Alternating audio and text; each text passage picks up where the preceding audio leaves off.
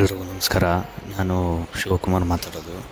ಲೋಕಪರ tax YouTube ಚಾನಲ್ಗೆ ಸುಸ್ವಾಗತ. ನಿಮ್ಮೆಲ್ರಿಗೂ ಇವತ್ತು ವಿಧಾನಸೌಧ ಭೇಟಿ ಮಾಡೋ ಒಂದು ಇತಿಹಾಸ ಪ್ರಸಿದ್ಧವಾದ ಕಟ್ಟಡದ ವಿಡಿಯೋ ಮುಖಾಂತರ ನಿಮ್ಮ ಮುಂದೆ ಬರ್ತಾಯಿದ್ದೀನಿ. ನಿಮ್ಮೆಲ್ರಿಗೂ ಗೊತ್ತಿರೋ ಹಾಗೆ ನಮ್ಮ ಕರ್ನಾಟಕ ರಾಜ್ಯ ಸರ್ಕಾರ ವಿಧಾನಸೌಧನ ಸಾರ್ವಜನಿಕರಿಗೆ ನೋಡೋದಕ್ಕೆ ಅವಕಾಶ ಮಾಡಿಕೊಟ್ಟಿದ್ದಾರೆ. ವಿಧಾನಸೌಧ ಪ್ರವೇಶ ಮಾಡೋದಕ್ಕೆ ಅವಕಾಶ ಮಾಡಿಕೊಟ್ಟಿದ್ದಾರೆ. ಪ್ರತಿ ಭಾನುವಾರ ಹಾಗೂ 2ನೇ 4ನೇ ಶನಿವಾರ ಅಂದರೆ ಸೆಕೆಂಡ್ ಸ್ಯಾಟರ್ಡೆ, ಫೋರ್ತ್ ಸ್ಯಾಟರ್ಡೆ ಮತ್ತು ಸರ್ಕಾರಿ ರಜಾ ದಿನಗಳಂದು ವಿಧಾನಸೌಧನ ಪ್ರವೇಶ ಮಾಡೋದಕ್ಕೆ ಅವಕಾಶ ಇರುತ್ತೆ. KSTDC ಒಂದು ವೆಬ್ಸೈಟಲ್ಲಿ ನಾವು ಆನ್ಲೈನಲ್ಲಿ ರಿಜಿಸ್ಟರ್ ಮಾಡಬೇಕಾಗತ್ತೆ. ಒಬ್ಬರಿಗೆ 50 ರೂಪಾಯಿ ಇರುತ್ತೆ ಎಂಟ್ರಿ ಫೀಸು, ಪ್ರವೇಶ, ಮತ್ತು ಮಕ್ಕಳಿಗೆ ಫ್ರೀ ಇರುತ್ತೆ. ಸೊ ತುಂಬ ಚೆನ್ನಾಗಿರುತ್ತೆ. ನಮ್ಮ ಪ್ರಸಿದ್ಧ ಒಂದು ರಾಜಕೀಯದ ಪ್ರಸಿದ್ಧವಾದ ಐತಿಹಾಸಿಕ ಸ್ಥಳನ ನೋಡೋದಕ್ಕೆ ಒಂದು ತುಂಬ ಸಂತೋಷ ಮತ್ತು ಅದನ್ನು ಭೇಟಿ ಮಾಡಿದಾಗ ಅದು ಸಿಗೋ ನಮಗೆ ರೋಮಾಂಚನ ಒಂದು ಅದ್ಭುತ. ಆ ಒಂದು ಕಟ್ಟಡನ ನಾವು ಒಳಗಿಂದ ನೋಡ್ತೀವಿ. ನಮ್ಮನ್ನು ಆಳ್ತಕ್ಕಂಥ ಜನಪ್ರತಿನಿಧಿಗಳು ನಮ್ಮನ್ನು ಹೇಗೆ ನೋಡ್ಕೊತಾರೆ, ಅವರು ಯಾವ ರೀತಿ ಎಲ್ಲಿ ಕೂತ್ಕೊಂಡು ಕೆಲಸ ಮಾಡ್ತಾರೆ, ಯಾವ ರೀತಿ ಇರುತ್ತೆ ಅನ್ನೋದು ಒಂದು ಕುತೂಹಲ ಅನ್ನೋದೇನಂತಾರೆ, ಆ ಒಂದು ಇದನ್ನು ನಾವು ಕಣ್ಣಿಂದ ನೋಡ್ತೀವಿ ಅಂದಾಗ ತುಂಬ ಚೆನ್ನಾಗಿರುತ್ತೆ. ಮತ್ತು ಅಧಿವೇಶನ ನಡೆಯುವಂಥ ಜಾಗದಲ್ಲಂತೂ ತುಂಬಾ ಚೆನ್ನಾಗಿರುತ್ತೆ. ಅದನ್ನು ನೋಡಿದ್ರೇ ತುಂಬ ಅದರ ಸವಿ ಗೊತ್ತಾಗುತ್ತೆ ನಾವು ಹೇಳೋದಕ್ಕಿಂತ. ಸೊ ಸಾಧ್ಯ ಆದಷ್ಟು ಎಲ್ಲರೂ ಕುಟುಂಬದವ್ರ ಜೊತೆಗೆ ಹೋಗ್ಬಿಟ್ಟು ಒಂದು ಸರಿ ಭೇಟಿ ಮಾಡಿ, ತುಂಬ ಚೆನ್ನಾಗಿರುತ್ತೆ. ಒಂದಿನ ನಿಮಗೆ ಆರಾಮಾಗಿ ಒಂದು ದಿನ ರಜನ ಕಳೆಯೋದಕ್ಕೆ ಅವಕಾಶ ಆಗುತ್ತೆ. ಅದು ನೋಡಿದ್ಮೇಲೆ ಅದರ ಎದುರುಗಡೆನೇ ಕಬ್ಬನ್ ಪಾರ್ಕ್ ಇದೆ. ಆರಾಮಾಗಿ ಅಲ್ಲಿ ಒಂದು ರೌಂಡ್ ಹೊಡ್ಕೊಂಡು ಬರ್ಬೋದು. ನಮಗೆ 1.5 ಗಂಟೆ ಒಟ್ಟು ಸಮಯ ಇರುತ್ತೆ. ಅಂದರೆ 1.5 ತಾಸು ಇಡೀ ವಿಧಾನಸೌಧದ ಭೇಟಿಗೆ ಡ್ಯೂರೇಷನ್ ಟೈಮ್ ಇರುತ್ತೆ. ಮತ್ತು ಸಾಧ್ಯ ಆದಷ್ಟು ಏನೂ ತೊಗೊಂಡು ಹೋಗಬೇಡಿ ಲಗೇಜಸ್ಸು, ಏಕೆಂದರೆ ಏನೂ ಒಳಗೆ ಬಿಡೋದಿಲ್ಲ. ಒಂದು ನೀರಿನ ಬಾಟ್ಲು ಮತ್ತು ಫೋನು 2 ಬಿಟ್ಟರೆ ಇನ್ನೇನು ಒಳಗಡೆ ಅಲೋ ಮಾಡೋದಿಲ್ಲ. ಅದನ್ನು ಅಧಿವೇಶನ ನಡೆಯೋ ಜಾಗ ತೋರ್ಸೋಕ್ಕೆ ಹೋದಾಗ ನೀರಿನ ಬಾಟ್ಲು, ಪರ್ಸು ಕೂಡ ಒಂದು ಕಡೆ ಬಿಡ್ತಾರೆ. ಮತ್ತು ವಿಡಿಯೋ, ಫೋಟೋ ಏನೂ ಮಾಡೋದಕ್ಕೆ ಅವಕಾಶ ಇರೋದಿಲ್ಲ. ಅವ್ರು ಹೇಳಿದ ಕಡೆ ಕೆಲವೊಂದು ಕಡೆ ಮಾತ್ರ ವಿಡಿಯೋ, ಫೋಟೋ ಮಾಡ್ಬೋದು ಅಷ್ಟೇ. ವಿಡಿಯೋ ಮಾಡೋಂಗೇ ಇಲ್ಲ, ಫೋಟೋ ಮಾತ್ರ ತೊಗೊಳೋದಕ್ಕೆ ಹೇಳ್ತಾರೆ. ನಾನು ವಿಡಿಯೋನ ಅವ್ರಿಗೆ ತಿಳಿದಂತೆ ಮಾಡಿರೋದು. ಇದು ತಪ್ಪು, ಆ್ಯಕ್ಚುಲಿ ಕ್ಷಮೆ ಇರಲಿ. ನಾನು ವಿಡಿಯೋ ಮಾಡೋದಕ್ಕೋಸ್ಕರ ಈ ಒಂದು ವಿಷಯ ತಿಳಿಸೋದಕ್ಕೋಸ್ಕರ ವಿಡಿಯೋ ಮಾಡಿದ್ದೆ. ಮತ್ತು ನಮ್ಮ ಜೊತೆಗೆ ಒಬ್ಬರು ಗೈಡ್ ಕೊಟ್ಟಿರ್ತಾರೆ. ಕನ್ನಡ ಮತ್ತು ಇಂಗ್ಲೀಷ್ 2 ಭಾಷೆಯಲ್ಲೂ ಇರುತ್ತೆ. ನೀವು ಬುಕ್ಕಿಂಗ್ ಮಾಡೋ ಟೈಮಲ್ಲೇ ನಿಮ್ಮ ಕನ್ನಡ ಅಥವಾ ಇಂಗ್ಲೀಷು ಯಾವ್ದು ಬೇಕು ಆ ಭಾಷೆನ ಸೆಲೆಕ್ಟ್ ಮಾಡ್ಕೋಬೋದು. ಆ ಒಂದು ಭಾಷೆ ಗೈಡ್ ಮಾಡ್ತಕ್ಕಂಥ ಟೂರ್ ಗೈಡ್ ಇರ್ತಾರೆ ನಮ್ಮ ಜೊತೆ. ಮತ್ತು ಒಂದು ಗ್ರೂಪಲ್ಲಿ 30 ಜನ ಮಾತ್ರ ಅವಕಾಶ ಇರುತ್ತೆ. 30 ಜನಕ್ಕೆ ಮಾತ್ರ ಅವಕಾಶ ಇರುತ್ತೆ, 30 ಸೀಟು. ಸೊ ನೀವು ಆನ್ಲೈನಲ್ಲಿ ಬುಕ್ ಮಾಡುವಾಗಲೇ ಅಲ್ಲಿ ತೋರಿಸ್ತಿರ್ತಾರೆ ಎಷ್ಟು ಸೀಟ್ ಖಾಲಿ ಇದೆ ಅಂತ. ಈಗ ಒಂದು ಕುಟುಂಬದಲ್ಲಿ ಒಂದು 8 ಜನ ಇರ್ತಾರೆ ಅಂದ್ಕೊಂಡ್ರೆ ಅಲ್ಲಿ 6 ಸೀಟ್ ಮಾತ್ರ ಇರುತ್ತೆ. ಸೊ ನೀವೇನೇ ಮಾಡೋದು, ಅದು ಮಕ್ಕಳಿರಲಿ ದೊಡ್ಡವರಿರಲಿ, ಮಗು ತಾನೇ ಅಡ್ಜಸ್ಟ್ ಆಗುತ್ತೆ ಅನ್ನೋದಕ್ಕೆ ಆಗೋದೇ ಇಲ್ಲ. ನೀವು ಬೇರೆ ಟೈಮ್ ಸ್ಲಾಟ್ನ ಫಿಕ್ಸ್ ಮಾಡ್ಕೋಬೇಕಾಗತ್ತೆ ಅಷ್ಟೇ. ಟೈಮ್ ಸ್ಲಾಟ್ಸು ಇರುತ್ತೆ. ಸೊ ನೀವು ಡೇಟ್ಸ್ ಚೆಕ್ ಮಾಡ್ತಾ ಹೋದಾಗ ನಿಮಗೆ ಟೈಮ್ ಸ್ಲಾಟ್ಸ್ ಕಾಣಿಸ್ತಾ ಇರುತ್ತೆ. ಅದರಲ್ಲಿ ಯಾವುದರಲ್ಲಿ ಸೀಟ್ಸ್ ಎಷ್ಟು ಖಾಲಿ ಇದೆ ಅನ್ನೋದು ಗೊತ್ತಾಗ್ತಿರುತ್ತೆ. ಅದನ್ನು ನೋಡಿಕೊಂಡು ನೀವು ಬುಕ್ ಮಾಡಿಕೊಂಡು ಭೇಟಿ ಮಾಡಿ ಎಂಜಾಯ್ ಮಾಡ್ಬೋದು ಒಂದು ದಿನ ರಜಾನ. Yes. So they were invested in getting this particular structure built. Who has given the idea? That was Kengal ಹನುಮಂತಯ್ಯನವರೇನೆ ಎಲ್ಲ ದೇಶ ವಿದೇಶನ ಸುತ್ತೋವಾಗ ಅವ್ರಗಳಿಗೆ ಇದ್ರದ್ದು ಸ್ಫೂರ್ತಿ ಬರುತ್ತೆ. ಅದರಿಂದ ಇವುಗಳನ್ನ ಇಡಬೇಕು ಅಂತ ಹೇಳ್ಬಿಟ್ಟು ತೊಗೊಂಡು ಬಂದು ಇದು ಮಾಡೋದಾಗುತ್ತೆ. ಸರಿನಾ? ಆಗಲೇ ನಾನು ಹೇಳ್ದಂಗೆ ಈ ಕಟ್ಟಡ ನಾವು ಇವಾಗ ನೋಡ್ತಿದ್ವಲ್ವ, ಸುತ್ತಳತೆ ಏನಿದೆ ಅದು 700 by 350. ಅಂದರೆ ಇವತ್ತು ನಾವೇನು ರೆಕ್ಟ್ಯಾಂಗಲ್ ಹೇಳ್ತೀವಲ್ಲ, ಅರ್ಧ ನಮ್ಗೆ ಈ ಥರದ್ದು ಇರೋದು ಇವಾಗ ಅದರದ್ದು 700 ಅಡಿ ಅಂತ ಹೇಳಿದ್ರೆ, ಈ ಕಡೆ ನಮಗಿರೋದು 350. ಇದು ಪೂರ್ತಿ ಒಂದು ರೆಕ್ಟ್ಯಾಂಗಲ್ ಶೇಪಲ್ಲಿ ಇದನ್ನು ಕಟ್ಟಿರೋದಾಗಿದೆ. ಈ ಮಧ್ಯದಲ್ಲೇ ಇಟ್ಟು ಇದನ್ನು ಕಟ್ಟಡ ನಿರ್ಮಾಣ ಮಾಡೋದಾಗಿದೆ. ಸರಿ, ಈಗ ನಾವು 2ನೇ ಮಾಡಿದ್ದು ಹೋಗೋದಾಗತ್ತೆ. 2ನೇ ಮಾಡಿಲಿ ಅಲ್ಲಿ ಅಸೆಂಬ್ಲಿ ಒಳಗಡೆ ಹೋಗೋದಕ್ಕಿಂತ ಮುಂಚೆ ನಾವು ಈ ಕಡೆ ನಿಂತು ಸ್ವಲ್ಪ ಮಾತಾಡಿ ಮತ್ತೆ ಒಳಗಡೆ ಹೋಗೋದಾಗುತ್ತೆ. ಬನ್ನಿ sir, you have an English batch. I check with the other team if you can join them, because more or less I am speaking in Kannada, right? You may miss out few things. The only thing is you will miss out the assembly area because they are already inside. Let me check with that. If you are okay with that, we can merge you.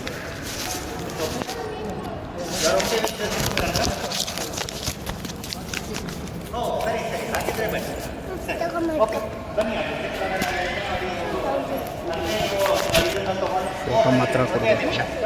ಒಳಗಡೆ ಹೋಗೋದಕ್ಕಿಂತ ಮುಂಚೆ ಇಲ್ಲಿ ನೀವೇನು ಕಾಣಿಸ್ತೀರಲ್ಲ, ಇದು ಮೊಗಸಾಲೆ ಅಂತ ಹೇಳಿ.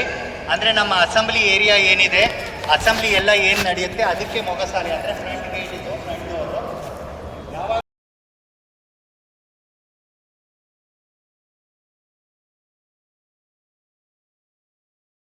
ಒಳಗಡೆ ಹೋಗೋದಿರೋದಿಲ್ಲ.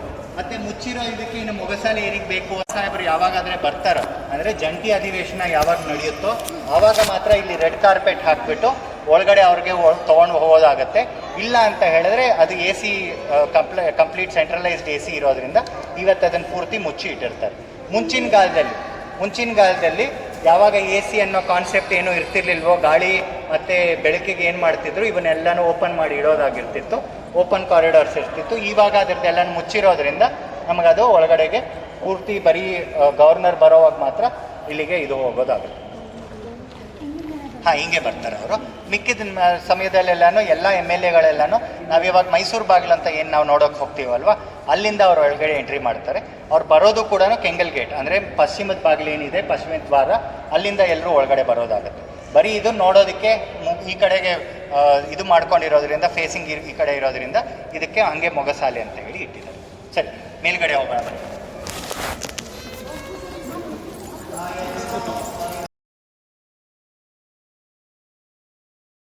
ನೋಡ್ಕೊಳ್ಳಿ, ಅವಕ್ಕೆ ಅಯೋನಿಕ್, ಡೋರಿಕ್ ಮತ್ತೆ ಕೊರಿಂಥಿಯನ್ ಪಿಲ್ಲರ್ಸ್ ಅಂತ ಹೇಳ್ಬಿಟ್ಟು ಇಲ್ಲ ಕಂಬಗಳು ಅಂತ ಕಾಣಿಸ್ಕೊಳ್ಳುತ್ತೆ. ಅದರಲ್ಲಿ ಇಲ್ಲಿ ನಿಮಗೆ ಕಾಣಿಸ್ಕೊಳ್ಳೋದು ಡೋರಿಕ್ ಪಿಲ್ಲರ್. ಅದು ಬಿಟ್ಟರೆ ನಿಮಗೆ ಅಲ್ಲಿ ಟ್ರಯಾಂಗ್ಯುಲರ್ ಶೇಪಲ್ಲಿ ಏನು ಕಾಣಿಸ್ಕೊಳ್ಳುತ್ತಲ್ಲ, ಇದು ಮುಖ್ಯವಾಗಿ ನಿಮಗೆ ಕಾಣಿಸ್ಕೊಳ್ಳುತ್ತೆ. ಅಥೆನ್ಸಿನ ಪ್ಯಾಂಥಿಯನ್ ಇದರಲ್ಲಾಗಲಿ ಬೇರೆ ಎಷ್ಟೊಂದು ಕಟ್ಟಡಗಳಲ್ಲಿ ಆ ಥರದ್ದೊಂದು ಡಿಸೈನ್ ಕಾಣಿಸ್ಕೊಳ್ಳುತ್ತೆ.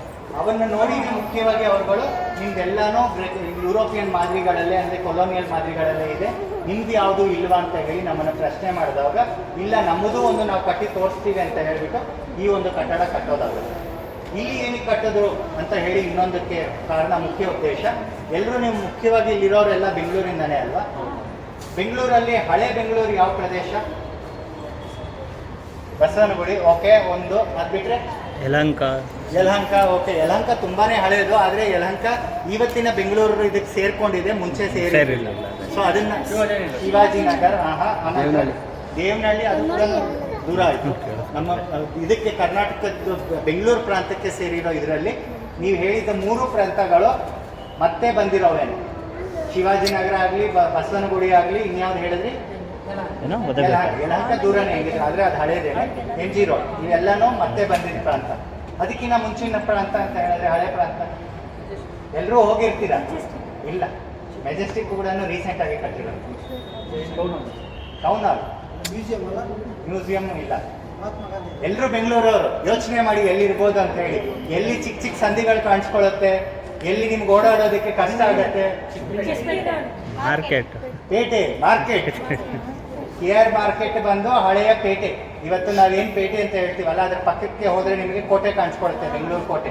ಅಲ್ಲಿ ರಾಜರು ಇರ್ತಿದ್ದಿದ್ದು ಜಾಗ. ಅದು ಬಿಟ್ಟರೆ ಇವತ್ತು ನಮ್ಗೇನು ಪೂರ್ತಿ KR ಮಾರ್ಕೆಟ್ ಕಾಣಿಸ್ಕೊಳುತ್ತೆ, ಅದಲ್ಲ ಪೂರ್ತಿ ಈ ಪೇಟೆ ಏರಿಯಾ. ಎಲ್ಲರೂ ನೀವು ಕಾರ್ಪೊರೇಷನ್ನಿಂದ ಹೋಗಿರ್ತೀರಲ್ವಾ, ಅಲ್ಲಿ ನಿಮಗೆ ಅಲ್ಸೂರ್ ಗೇಟ್ ಪೊಲೀಸ್ ಸ್ಟೇಷನ್ ಕಾಣಿಸ್ಕೊಳುತ್ತೆ, ಗೊತ್ತಾ? ಅಲ್ಸೂರ್ ಇರೋದು ಇಲ್ಲಲ್ವಾ? ಮತ್ತೆ ಅಲ್ಲಿ ಅಲ್ಸೂರ್ ಗೇಟ್ ಪೊಲೀಸ್ ಸ್ಟೇಷನ್ ಅಂತ ಏನಕ್ಕೆ ಹೆಸರಿದೆ? ಗೇಟ್, ಅದು ಎಂಟ್ರಿ ಏರಿಯಾಗೆ ಅವಾಗ ಅದೇ ಎಂಟ್ರಿ. ಆ ಪೇಟೆಗೆ ಒಂದು ಬಾಗಿಲು ಏನಿತ್ತು ಅಲ್ಲಿ ಅಲ್ಸೂರ್ ಬಾಗಿಲು ಅಂತ ಇದ್ದಿದ್ದು. ಹಾಗೇನೆ ನಿಮಗೆ ಮೈಸೂರು ಬ್ಯಾಂಕ್ ಇದೆ ಅಲ್ವಾ, ಮೈಸೂರು ಬ್ಯಾಂಕ್ ಹತ್ರ ಅವೆನ್ಯೂ ರೋಡ್ ಎಂಡಿಂಗ್ ಅಲ್ಲಿ ನಿಮಗೆ ಆಂಜನೇಯನ ದೇವಸ್ಥಾನ ಕಾಣಿಸುತ್ತೆ. ಆ ಆಂಜನೇಯನ ದೇವಸ್ಥಾನದ ಹತ್ರ ನೀವು ಬೋರ್ಡ್ ನೋಡಿದ್ರೆ ನಿಮಗೆ ಕಾಣಿಸ್ಕೊಳ್ಳುತ್ತೆ ಯಲಹಂಕ ಬಾಗಿಲು ಅಂತ ಬರ್ದಿರ್ತಾರೆ. ಯಾಕೆ ಅಂತ ಹೇಳಿದ್ರೆ ಅಲ್ಲಿ ಯಲಹಂಕ ಬಾಗಿಲು ಇತ್ತು, ಆ ಪೇಟೆ. ಅಲ್ಲೂ ಒಂದು ಕೋಟೆ ಇತ್ತು ಆ್ಯಕ್ಚುಲಿ. ಆ ಪೂರ್ತಿ ಪೇಟೆ ಏರಿಯಾ ಇವತ್ತು ನಾವೇನು ನೋಡ್ತೀವಿ ಅಲ್ಲೂ ಕೂಡ ಒಂದು ಕೋಟೆ ಇತ್ತು, ಫೋರ್ಟು. ಆ ಫೋರ್ಟ್ಗೆ ಎಂಟ್ರೆನ್ಸಸ್ಸು ಇಲ್ಲಿ ಅಲ್ಸೂರ್ ಗೇಟು, ಅಂದರೆ ಅಲ್ಸೂರ್ ಕಡೆ ಹೋಗೋದಕ್ಕೆ ಅಲ್ಲಿ ಯಲಹಂಕ ಗೇಟು, ಯಾಕೆಂದರೆ ಅಲ್ಲಿ ಯಲಹಂಕಗೆ ಹೋಗೋದಕ್ಕೆ. ಹಾಗೆಯೇ ನಿಮಗೆ ಮುಂದೆ ನಿಮಗೆ ಕೋಟೆ ಏರಿಯಾ ಕಡೆಗೆ ಬರೋ ಅಷ್ಟಕ್ಕೆ ಅದು ಇನ್ನೊಂದು ಬಾಗಿಲು ಇರ್ತಿತ್ತು. ಈ ಥರ 4 ಬಾಗಿಲುಗಳು ಇರ್ತಿತ್ತು. ಇವತ್ತು ನಮಗೆ ಹೇಳ್ಕೊಳ್ಳೋದಕ್ಕೆ ಪೇಟೆ, ಮಾಮೂಲು ಪೇಟೆ, ಮತ್ತು ಚಿಕ್ಕಪೇಟೆ, ಕುಂಬಾರಪೇಟೆ, ಎಲ್ಲ ಪೇಟೆಗಳೇನಂತ ಹೇಳ್ತೀವಲ್ಲ, ಇದೆಲ್ಲ ಈ ಪೇಟೆಯಲ್ಲಿ ಇದ್ದಿತ್ತು. ಚಿಕ್ಕಪೇಟೆ ಒಂದು ಡಯಾಗನಲ್ ಇದಾದರೆ, ಮತ್ತು ಅವೆನ್ಯೂ ರೋಡ್ ಅಂತ ಇವತ್ತು ನಾವೇನು ಹೇಳ್ತೀವಿ ಅದಕ್ಕಿದ್ದಿದ್ದ ಹಳೆ ಹೆಸರು ದೊಡ್ಡಪೇಟೆ. ದೊಡ್ಡಪೇಟೆ ರಸ್ತೆ, ಅದು ದೊಡ್ಡ ಬೀದಿ ಅಂತ ಹೇಳಿಬಿಟ್ಟು, ದೊಡ್ಡ ಬೀದಿ ಪೂರ್ತಿ ದೊಡ್ಡದಾಗಿದ್ದರಿಂದ ಅದನ್ನು ಇದರಿಂದ ಯಲಹಂಕ ಬಾಗಿಲು ಕಡೆವರೆಗೂ ಇರ್ತಿತ್ತು. ಯಲಹಂಕಕ್ಕೆ ಹೋಗೋದಕ್ಕೆ ಆಗ್ತಿತ್ತು. ಅವರೆಲ್ಲರೂ ಇವತ್ತೇನು ನಾವು ಯಲಹಂಕ ಅಂತ ನೀವು ಹೇಳ್ತಿದ್ರಲ್ಲ, ಅವರು ಆ ಕಡೆಯಿಂದ ಬಂದವರೇ ಆಗಿದ್ದರಿಂದ ಕೆಂಪೇಗೌಡರವರು ಅಲ್ಲಿಗೆ ಹೋಗೋದಕ್ಕೆ, ಅಲ್ಲಿಗೆ ಇದು ಮಾಡ್ಕೊಳ್ಳೋದಕ್ಕೆ ಅಲ್ಲಿ ಸ್ಥಾಪನೆ ಮಾಡಿದ್ರು. ಇವಾಗ ನಾನು ಏನು ಪೇಟೆ ಬಗ್ಗೆ ಹೇಳ್ತಿದ್ದೀನಿ, ವಿಧಾನಸೌಧದಲ್ಲಿ ಇದ್ದು ಅಂತ ಹೇಳಿ ನಿಮಗೆಲ್ಲ ಕುತೂಹಲ ಆಯಿತು. ಯಾಕೆ ಅಂತ ಹೇಳಿದ್ರೆ, ಆ ಪೇಟೆ ಪ್ರಾಂತ ಏನು ಬರುತ್ತೆ, ನನ್ನ ಬಲಗಡೆಗೆ ಬರುತ್ತೆ. ಬಲಗಡೆ ಕೈ ಇವತ್ತು ಏನಿದೆ ಆ ಕಡೆಗೆ ಪೇಟೆ ಏರಿಯಾ ಬರುತ್ತೆ. ಇದನ್ನ ನಮ್ಮ ರಾಜರ ಕಡೆ ಮನೆ ತಂದವರು ಆಳ್ತಿರ್ತಾರೆ. ನಮ್ಮ ರಾಜಮನೆ ಬೆಂಗಳೂರಿನ ಆಳಿದವರು, ರಾಜಮನೆತನದವ್ರು ಎಷ್ಟಾಗ ಆಳ್ತಾರೋ ಅಷ್ಟೇ ಬ್ರಿಟಿಷರ್ಸ್ ಕೂಡ ಆಡ್ತಾರೆ. ಬ್ರಿಟಿಷ್ ಅವರುಗಳು ಪೇಟೆ ಒಳಗಡೆ ಬರ್ತಿರ್ಲಿಲ್ಲ, ಆಚೆ ಇರ್ತಿದ್ರು. ಅವ್ರು ಇದ್ದಿದ್ದ ಆಚೆಯ ಪ್ರದೇಶನೇ ದಂಡು ಪ್ರದೇಶ. ದಂಡು ಇವತ್ತು ಏನಂತೀವಿ, ಕ್ಯಾಂಟೋನ್ಮೆಂಟ್ ಅಂತೀವಿ. ಕ್ಯಾಂಟೋನ್ಮೆಂಟ್ ಹತ್ರನೇ ಆವಾಗ ಶಿವಾಜಿನಗರ್ ಬರುತ್ತೆ. ಅದಾದ ನಂತರ ಬ್ರಿಟಿಷ್ ಅವ್ರುಗಳು ಆಳ್ತಿದ್ದರಿಂದ ನಮಗಲ್ಲಿ MG ರೋಡು, ಅವೆನ್ಯೂ ರೋಡು, ಅಲ್ಲೆಲ್ಲ ಎಷ್ಟೊಂದು ಹೆಸರುಗಳು ನೋಡಿದ್ರೆ, ಅವೆನ್ಯೂ ರೋಡ್ ಅಲ್ಲ, ಬ್ರಿಗೇಡ್ ರೋಡ್ ಆಗಲಿ, ಇಲ್ಲ ಇನ್ನು ಎಷ್ಟೊಂದು ನಮ್ಗಳಿಗೆ ಹೆಸರುಗಳು ನೋಡ್ಲಿ, ನಿಮಗೆಲ್ಲರಿಗೂ ಬ್ರಿಟಿಷ್ ಹೆಸರುಗಳು ಏನಿರುತ್ತೆ ಜಾಸ್ತಿ, ಅವೆಲ್ಲ ಏನಕ್ಕೆ ಅಂದರೆ ಅಲ್ಲಿ ಅವ್ರು ಇರ್ತಿದ್ದಿದ್ದು. ಸೊ ಅದು ಎಡಗಡೆಗೆ ಬರುತ್ತೆ.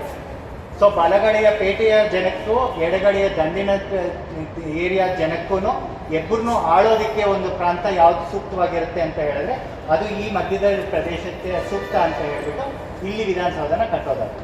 ಸರಿ, ಈಗ ನಾವು ಒಳಗಡೆ ಹೋಗೋದಾಗತ್ತೆ. ಒಳಗಡೆ ನಾವು ಇವಾಗ ಅಸೆಂಬ್ಲಿ ಏರಿಯಾಗೆ ಹೋಗ್ತಿರೋದ್ರಿಂದ ನಿಮ್ಮ ಮೊಬೈಲ್ಸ್ ಆಗಲಿ, ವಾಟರ್ ಬಾಟಲ್ಸ್ ಆಗಲಿ, ಲೇಡೀಸ್ ಯಾವುದಾದ್ರೂ ಪರ್ಸ್ ತೊಗೊಂಡು ಬಂದಿದ್ರೆ ಅದನ್ನು ಅಲ್ಲಿಟ್ಟು ಒಳಗಡೆ ಬನ್ನಿ. ಯಾರಾದರೂ ಸ್ಮಾರ್ಟ್ ವಾಚಸ್ ಹಾಕಿದರೆ ಸ್ಮಾರ್ಟ್ ವಾಚ್ನ ಕೂಡ ಬಿಚ್ಚಿ ಅಲ್ಲಿಟ್ಟು ಒಳಗಡೆ ಬರಬೇಕಾಗತ್ತೆ. ಬನ್ನಿ.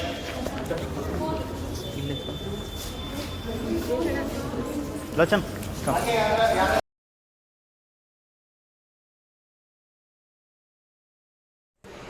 ಅಲ್ಲಿನ ಟೂರ್ ಗೈಡು ನಮಗೆ ಎಕ್ಸ್ಪ್ಲೇನ್ ಮಾಡ್ತಾಯಿದ್ರು. ಅದರದ್ದು ಒಂದು ತುಣುಕನ್ನು ನಿಮಗೆ ಹಾಕಿದ್ದೆ, ಹಾಗಾಗಿ ಮಧ್ಯದಲ್ಲಿ ನಾನು ಮಾತಾಡಿರಲಿಲ್ಲ. ಸೊ ದಯವಿಟ್ಟು ಎಲ್ಲರೂ ಪ್ರವಾಸನ ಎಂಜಾಯ್ ಮಾಡಿ, ಮತ್ತು ನಮ್ಮ ಇತಿಹಾಸದ ಮತ್ತು ಐತಿಹಾಸಿಕ ಒಂದು ಕಟ್ಟಡನ ಭೇಟಿ ಮಾಡಿ. ಈ ಒಂದು ಅವಕಾಶ ಯಾವಾಗ ಏನಾಗುತ್ತೆ ಅಂತ ಗೊತ್ತಾಗಲ್ಲ. ಆ ಟೈಮಲ್ಲಿ ಏನಾದರೂ ತೊಂದರೆ ಆದರೆ ಸಾರ್ವಜನಿಕರಿಗೆ ಪ್ರವೇಶನ ನಿರ್ಬಂಧಿಸ್ಬೋದು, ಹೇಳಕ್ಕೆ ಬರೋದಿಲ್ಲ.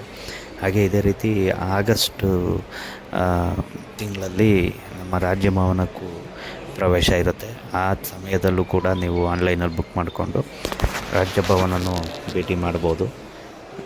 ನಿಮ್ಮ ಒಂದು ಮಾಹಿತಿಗೋಸ್ಕರ ಇದನ್ನು ನಿಮ್ಗೆ ತಿಳಿಸ್ತಾ ಇದ್ದೀನಿ. ಹಾಗೆ ಎಲ್ಲರೂ ನಮ್ಮ ಲೋಕಾಪುರ ಟಾಕ್ಸ್ ಯೂಟ್ಯೂಬ್ ಚಾನಲ್ನ ಸಬ್ಸ್ಕ್ರೈಬ್ ಮಾಡ್ಕೊಳ್ಳಿ, ಮತ್ತು ವಿಡಿಯೋ ಇಷ್ಟ ಆಗಿದ್ರೆ ಲೈಕ್ ಮಾಡಿ, ಮತ್ತು ದಯವಿಟ್ಟು ನಿಮ್ಮ ಸ್ನೇಹಿತರಿಗೂ ಶೇರ್ ಮಾಡಿ. ನಿಮ್ಮ ಪ್ರೀತಿ, ಪ್ರೋತ್ಸಾಹ, ಆಶೀರ್ವಾದ ನನ್ನ ಮೇಲಿರಲಿ.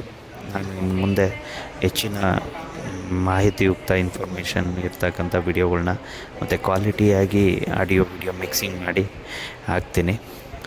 ಸೊ ನಾನು ಇನ್ನೂ ಕಲಿತಾ ಇರೋದರಿಂದ ನನಗೆ ಮುಂದೆ ಮಾಡೋ ಕೆಲಸಗಳಿಗೆ ಬೆಂಬಲವಾಗಿ ನಿಂತ್ಕೊಳ್ಳಿ. ತುಂಬ ಧನ್ಯವಾದಗಳು. ಜೈ ಕರ್ನಾಟಕ,